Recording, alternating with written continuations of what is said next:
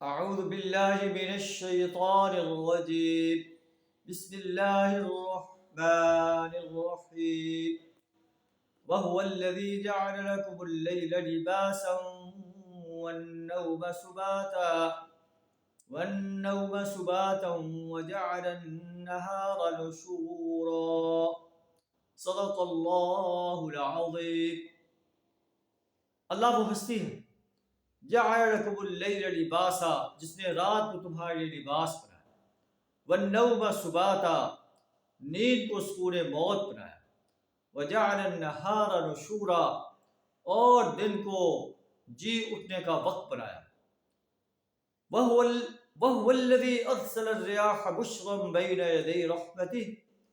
اللہ وہ ہستی ہے جو اپنی رحمت کے آگے ہواؤں کو بشارت بنا کر بھیجتا ہے، پھر آسمان سے پاک پانی نازل فرماتا ہے اور اس سے ایک مردہ علاقے کو اس کے ذریعے سے زندگی بخش دیتا ہے.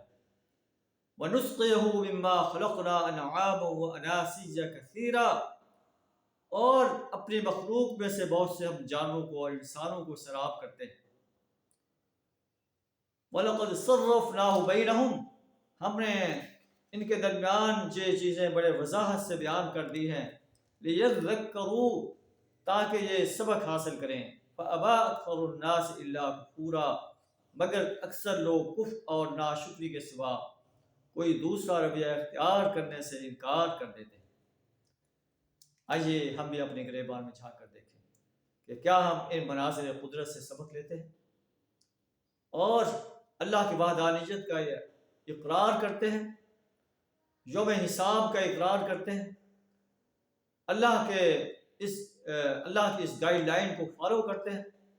کفار مکہ یہ ان چیزوں سے کوئی سبق نہیں لیتے تھے، اور اس میں اس وقت اہل ایمان کے لیے بھی اور موجودہ اہل ایمان کے لیے بھی لطیف اشارہ ہے کہ یہ رات کی تاریکی انشاءاللہ ختم ہو جائے گی اور دن کا اجالا اسلام کے غلبے کی شکل میں نمودار ہوگا.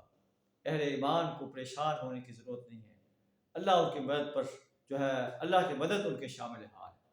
اللہ سے دعا ہمیں دین اسلام کو غالب کرنے کے لیے اور باطل نظاموں کو مٹانے کے لیے اپنا مال، جان، وقت اور صلاحیت کھپا دینے کی جرت عطا فرمائے.